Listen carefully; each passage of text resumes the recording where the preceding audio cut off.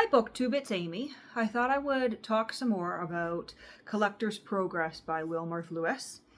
Here's the dust jacket that I removed from the book. We can see on the back here the author, Wilmarth Lewis, smoking a pipe. And this is a collection of essays or articles published in its entirety in 1951. But the earliest of the articles date from 1946. They were published in the Yale University Press, as was common with a lot of books on book collecting published in the 40s and 50s. It was published sort of independently in chunks, put together into a cohesive work that really does work, considering the path that he treads over the course of these. I think some of these were perhaps published elsewhere in the acknowledgement. They're thinking the Atlantic Monthly, but Yale University Press definitely. Here is our title page here. But this is interesting, not so much because of the subject matter. Horace Walpole, not someone that I'm obsessed with reading or collecting. But the descriptions in here of the libraries and the book collecting journey are really what make this interesting. And I knew nothing about Wilmarth Lewis before picking this up. But within the first couple pages of the introduction, I learned that he was an extremely, extremely wealthy reader and book collector. I'm talking large estate, multiple libraries, including custom-built libraries specifically for the things that he chose to collect. And he starts off with what he considers, a meager income, but was still quite a bit for the time in which he was purchasing. And he ended up, being able to pretty much buy whatever he wanted, amassing just a huge, huge collection of thousands of books. Books and manuscripts written by Walpole, books that were owned by him in his library, the original copies of letters written to and from Walpole. So it was just, absolutely massive, massive collection. But I thought we'd sit down together and look at a few of the descriptions in here, because it is really a fascinating work, whether you care about the author he was collecting or not. But the introduction talks about his house. There was an article, I guess, in Life magazine specifically about Wilmarth Lewis's house. They did, I guess, a feature on his so-called simple colonial American home. And they were talking about, the architectural features, but what's interesting to us is, and there's a picture here of the new library. Look at that. That's quite a library. That's, I think, pretty much every bibliophile's dream to have a library like that. But he tells us that that new library was designed by William Adams Delano in 1928. It's paneled in butternut, has light on 3 sides and a barrel vaulted ceiling 18.5 feet high. Except for a fireplace and a door opposite that leads to the garden, bookshelves go around the room to the height of about 10 feet. 4 bays greatly increase the space for books.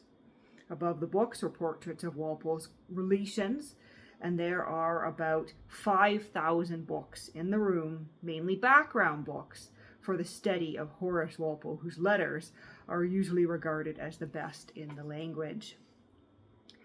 So this new library is just 5,000 background books, books that would provide some context for Walpole or the time or place in which he was writing. That is a massive collection. And he says these background books are works of 18th century literary figures. He's got special sections on Boswell, on Johnson, on Gray, Mason, and Chatterton. A large collection of plays, topography with a particular emphasis on London, Twickenham, Eton, Cambridge, and Norfolk, the places where Walpole was most concerned, books on the arts, books about his family and friends, a French section, a section of sermons, the Gentleman's Magazine, Annual Register, Monthly Review, and a host of other 18th century periodicals and transactions. And he says at the heart of this newest library is one that opens into a long hall, into a fireproof room where 3,000 books are housed, all editions of Walpole's works, and the books he owned, and the productions of his private press at Strawberry Hill, plus several hundred reference books. As he says, more than 6,000 originals or photostats of the estimated 7,000 odd letters to and from Walpole still in existence, and Walpole's other manuscripts.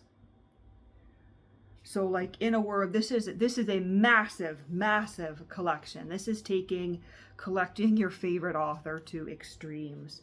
But that's one of his libraries, and we'll go a couple pages farther here because there's something he refers to as Lewis's Folly. He says a paragraph should perhaps be given to a section of miscellaneous books in a guest room. This library I call Lewis's Folly. My intention was at the outset to acquire every book printed in Britain between 1751 and 1800 that was not in the Yale Library, of which he says his collection will one day be a part, and I'd have to look that up to know if his books indeed did go to the Yale Library upon his death. But it was his intention when this was published in 1951 that his entire collection would go to the Yale Library. But he says no one knows how many books were printed in those 50 years, so those 50 years between 1751 and 1800. Perhaps there are as many as 300,000, but the plan was not so fantastic as it sounds, for the Yale Library appears to have about 80% of the books already. It would be useful to have one library, even though its buildings are 30 miles apart, where students of the 18th century can find all the books of that half century. And he seemed to have, given that up at some point. He says, a work I began in 1933 and which I hope will be finished. Oh no, that's something else I'm reading there. So he doesn't say when he had hoped to finish this collection of 50 years. But he says he's modified his original plan. But he said that project did help him on some of his other collecting endeavors. And then he talks about the new stack rooms at Farmington, which give him extra space, and an unused squash court, which he thought would one day provide space for 30,000 more volumes, as there simply would not be room for all the books that were still missing. And so, here he says he had stopped that project of collecting those books from 1751 to 1800 because he was out of space and he needed to expand to that squash court that was not yet ready. But he talks about a little bit about what was represented there: Americana, music, medicine, except books on gout. He doesn't explain why he's not collecting books on gout, but medicine, except books on gout, theology, verse, and fiction. Books that are already those are books that are already strongly represented at Yale. So he amended his plan from everything to focusing on just a few areas, and the books on medicine he was not collecting because Yale already had a bunch, but I guess Yale did not have significant books on the topic of gout. But anyway, that's a little bit of a sample of some of the descriptions of his collection. Beginning the book proper, it begins with a chapter here on his youth and how he got into collecting some really strange things, collecting as a hobby or collecting more as a compulsion, because apparently his very first collection was dead houseflies that he kept in a discarded cigar box that was thrown out one day without his knowledge or consent. When he was a child. A few years later, at the age of 6, he collected shells, also thrown out without his consent. moving on to stamps and coins later on, and eventually to books, which I think is most interesting for us. But he walks through his sort of evolution in book collecting, from buying his first books, which were utter garbage, purchased over the course of several days with some friends, thinking they were getting good things, but really, you know, even though it was old, it wasn't really valuable. Following the line of the usual advice of old does not equal valuable, the advice that you should be looking for first editions in good condition, and all the usual points and whatnot. At least that was his opinion. He was one of the collectors who was looking where it was possible for books in the best condition possible. And he goes on to talk about association copies and how he began collecting letters. And some of the most interesting stories here are how he got a hold of books and letters. You know, the usual routes of visiting booksellers, talking to famous booksellers, going to auctions, learning the norms of the London auction houses, but also, you know, posting notices in newspapers, and getting replies from as far away as Australia, people saying, you know, maybe I've got something that you want, and then following on those leads. But overall, just a really fascinating book, something I would definitely recommend if you could come across a copy of it. Definitely something that I enjoyed reading on Saturday. And he moved into objects too. There's a story in here about his attempt to purchase a lantern that was associated with Walpole, and his